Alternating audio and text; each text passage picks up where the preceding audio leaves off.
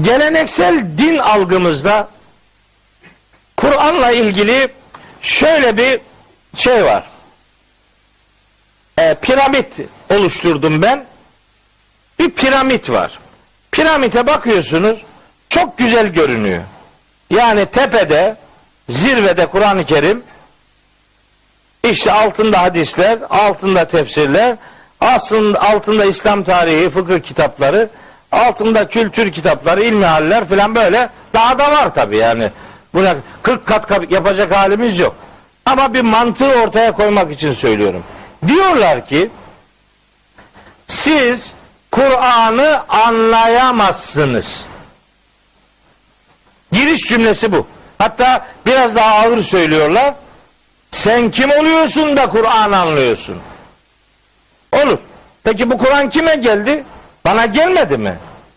Ben bunu anlayamıyorsam ben bundan sorumlu değilim o zaman. Demek kurtulduk. Ya anlayamıyorsan, bana hitap etmiyorsa bu, ben bundan sorumlu değilim. Kurtardık o zaman. Ben inanmasam da olur diyorum ki olmaz diyor. İlla inanacaksın. Anlamıyorum ama olsun. Anlama ama inanacaksın. Sakın anlamaya çalışma. Peki ille de anlamak istiyorum derseniz önünüze böyle bir şey çıkarıyorlar. Piramit. Bir piramit var. Bu piramite buradan helikopterle inecek halin yok. İster istemez bu aşağıdan başlıyorsun. Aşağıda ne var? İşte kültür kitapları. Çeşitli kültürel kitaplar var. Onlar sizi ayarlıyorlar hangi kitabı okuyacağınızı. Takım takım bölünmüş. Her takım belli kitapları okuyor. Onları veriyor size, okuyorsunuz. O arada dini pratikleriniz olacak. Bunlar için de elinize bir ilmihal tutuşturuyorlar. İlmihali okuyorsunuz. Böyle oluyor ama ben diyorum ki kardeşim, kimin ilmihalini okuyacak bu adam? Kimin ilmihalini öneriyorsun? Orada da takımın ilmihali. Her takımın bir ilmihali var. Her takımın bir kültür kitap dizisi var ve her takımın bir ilmihali var. Onları okuyorsun. Bir dizi devam ediyorsun yani. Sürekli onları okuyorsun. Diyorsun ki tamam, ben oldum. Buradan oldum. Şimdi tamam, ikinci aşamaya geç diyor. Geçiyorsun ikinci aşamaya. Ne var burada? Şimdi diyor İslam tarihi okuyacaksın. Tarih kitapları okuyacaksın. Antropoloji okuyacaksın. Sonra işte biraz daha meseleleri merak ediyorsan fıkıh usulü okuyacaksın. Fıkıh okuyacaksın. Peki kiminkini okuyacağız? Ehl-i sünnet, Şii, Mutezili, Harici filan yok. Sadece bir tane okuyacaksın. Peki ehl-i sünnetin hangisini okuyacağız? Eş'ari, Maturidi, yani fıkıh meselelerinde böyle çok ayrıma gitmene gerek yok. Ameli mezheplerden oku. Olur. Hangisini okuyalım? Hanefi, Şafii, Maliki, Hanbeli. Hangisini okuyalım? Hanefi. Peki öbürler? Bir sürü daha var. Onlar fıkıh değil mi? Bunlar doğru değil mi? Doğru onlar da. Peki onları da okumak lazım o zaman. Burası var ya, bu iki takım. Şu iki tanesi. Bu iki tanesini öyle hemen orada bir karış gibi görünüyor.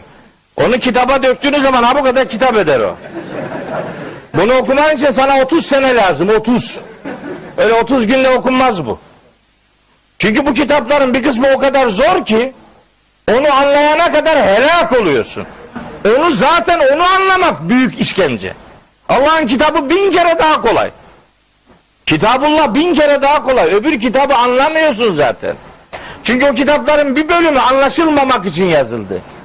Anlaşıldı mı ne kıymeti var? Herkes anladı mı ne anladık bundan? Bir grup anlayacak ki ona muhtaç olacaksınız ömrünüz boyunca. Peki hadi burayı da geçtik. Tefsirler. Hangi tefsirler okuyacaksın? Aynı mantık devam ediyor. Soruyorsun, işte takım bölüyor, kendi takımına indirgiyor. Gerisini okumana gerek yok. Ya ben bir tefsir hocasıyım. Yani abartmayalım ama epey tefsir okudum. Hele ki ben bir süre Mısır'da kaldım.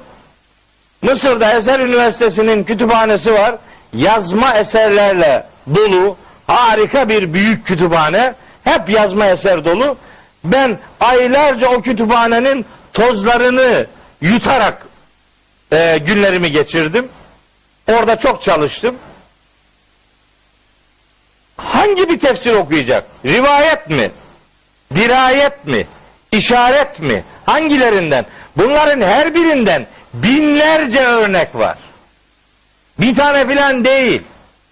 Dolu. Hadi burayı da geçtin. Hadis okuyacağız. Hangilerini okuyacağız? Kütüb-i Sitte, Kütüb-i Tisa, bunların şerhleri, bunların izahları. Şia dünyasının hadis külliyatı var. Devasa bir külliyat. Onları da okuyacağız. Ben size söyleyeyim mi? Kaza ara buraya kadar gelebilirseniz eğer, size lazım 500 sene.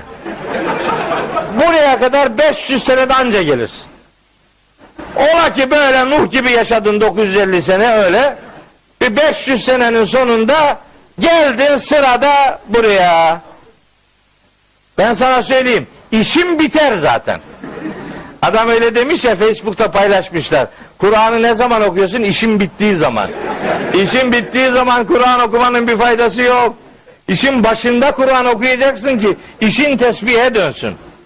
Şimdi bu sıralamada ne oluyor biliyor musunuz? Ya sırayı Kur'an'a getiremeden şuralarda hak vaki oluyor, ölüyorsun. Buralarda gidiyorsun zaten. Nadirattan şuraya çıkabilirsin, nadirattan. Bu defa da burada Kur'an'ı görmek için önüne kaç tane perde geriyorlar? 1. Genel kültür perdesi. 2. İlmihal perdesi. 3. Tarih perdesi. 4. Fıkıh perdesi. 5. Tefsir perdesi. 6. Hadis. Cam düşünün, gözlük. 40 tane cam varsa nasıl göreceksin karşıyı? Her birinde bir renk var. O senin görmen için değil, görmemen için taktığın gözlük olur. Taktıkça görme ihtimalin zayıflar. Göremezsin yani. Böylece Kur'an'ın apaçık hakikatlerini gölgelere ve gözlüklere mahkum edersin. Şimdi bunun bu kadarını söyleyince adam diyor ki bak, dedi ki sadece Kur'an, başka bir şey yok. Vallahi öyle bir şey demiyorum ben. Şimdi bunun bir başka versiyonu var böyle. Bunu tersine çevirmek lazım diyorum ben. Bak gene hepsi var. Fakat hani şuralarda hak vaki olsa sorun yok. Buralara gelemeyebilirsin, dert değil. Şurayı yakaladın mı? Evet, Allah tamamdır. Çünkü önce Kur'an'dan başlayacaksın. Kardeşim, önce Kur'an'dan başlayacaksın ki sonra okuduklarının hangisi doğrudur, hangisi yanlıştır anlayasın. Kur'an diye bir ölçüyü belirlemeden ondan sonra okuyacağın kitapların doğruluğundan nasıl emin olacaksın? Senin yanı başında Cebrail seni takip etmiyor ki bak o kitap yanlıştır bunu bırak diyen yok ki. Nereden anlayacaksın? Bu defa öbür piramite dönüyorsun. Hayır. Buradan başlayacaksın. Önce Kur'an'ı okuyacaksın.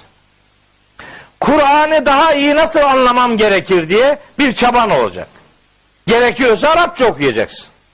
Gerekiyorsa meallere, tefsirlere müracaat eden ama öncelikli hedefin, öncelikli muhatap olduğun metin Kur'an olacak. Önce buradan başlayacaksın. Sonra Kur'an sana zaten hangi kitabı okuman gerektiğini söyleyecek. Diyecek ki şimdi biraz nüzul sebeplerine bak. Şimdi biraz antropoloji bak. Şimdi biraz diyelim usul bak. Şimdi sadece bunları da söylemeyecek Kur'an-ı Kerim sana. Başka şeyleri de söyleyecek. Biraz hukuk kitabı oku diyecek. Bir süre sonra sana diyecek ki hadi bakalım biraz astronomi oku. Biraz mikrobiyoloji oku. Biraz jeomorfoloji oku. Biraz embriyoloji oku. Biraz psikoloji oku. Biraz sosyoloji oku diye seni zaten yönlendirecek bu. Ama buradan sonra neyi okuman gerektiğine Kur'an karar verecek. Ondan sonra her okuduğunun doğru mu yanlış mı olduğunu anlayabilme bahtiyarlığına erişeceksin. Biz ya da bizim gibi düşünen hiç kimse Kur'an'dan başka kitap okumayın asla demez. Böyle bir şey diyen yok. Ama önce Kur'an'ı oku. Benim tefsirde takip ettiğim metot önce Kur'an'ı okumayla başlayan bir metottur. Önce Kur'an'dan başlayacağız. Sonra diğerlerini okumanın önünde bir engel yok. Hiçbir dert yok, hiçbir ambargo yok. Hangi birini istersen oku. Yeter ki bir şablonun olsun. Yeter ki bir DNA laboratuvarın olsun. Yani herhangi bir fikir duyuyorsunuz. Bu fikir doğru mudur, yanlış mıdır? Hani ortada bir çocuk var mesela. Bu çocuk benden midir, başkasından mıdır diye şüphelendiğin zaman yapacağın iş bunun hücre kontrolünü sağlamaktır. Değil mi? Bunun DNA testini yaptırmaktır. İşte dini ilimlerdeki DNA laboratuvarı Kur'an-ı Kerim'dir. Hangi bilgi, hangi iddia söz konusu olursa olsun, bu bilgiler ve iddialar Kur'an laboratuvarına sunulacak. Buna uyuyorsa doğrudur, buna aykırıysa doğru değildir. Bu ölçüye her şey tabidir. Şimdi Kur'an-ı Kerim'in bazı hakikatleri doğru mudur acaba diye başka yerlerden delil arama gayretkeşliği de var. Mesela Kur'an'ın bir ayeti acaba doğru mudur bakalım Tevrat'ta ne diyor? Allah Allah. Kim kimi onaylıyor? Ne oluyoruz yani? Diyelim ki uymadı, ne yapacağız? Ne yaptılar biliyor musunuz? Uymayanlar var. Ne yaptılar? Kitab-ı Mukaddes'teki bilgileri kopyaladılar. Rivayet kültürünün içerisine monte ettiler. Sonra o rivayet kültürünü esas alarak Kur'an ayetlerini tevil ettiler. Rivayetleri esas alıp ayetleri tevile meseleyi dönüştürdüler. Oldu mu bu? Bu mu vahye sadakat? Bunun bir örneklerini sizlere aktaracağım inşallah. Böyle hepsi hafızamda var. Hangi ayetle ilgili nasıl yalpalamalar yaşanıyor, bunlarla ilgili öteden beri zihnimde yoğurduğum bir takım örneklerim var. Onları inşallah bu dersler boyunca sizlere aktarmaya gayret edeceğim.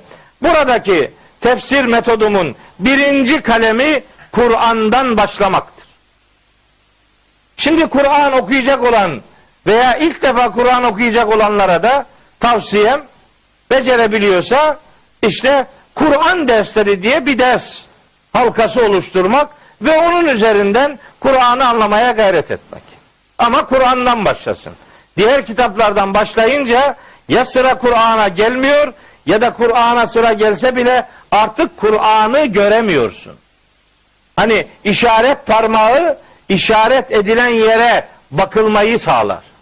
Siz işaret parmağının işaret ettiği yere değil de işaret parmağına bakarsanız bu işaretin bir anlamı olmaz. Gözlük camına bakıp da gözlükten bakmazsanız, cama bakıp da camdan bakmazsanız görülmesi gereken şeyi göremezsiniz. Bu bilgilerde de böyle işaret parmağına bakıp sizi oraya mahkum etmek gibi bir sonuç var maalesef. Öbür türlü okumaya başladığınız zaman önünüzde herhangi bir ambargo yok. İstediğinizi okuyabilirsiniz. Kur'an sizin elinizden tutar ve sizi çaresiz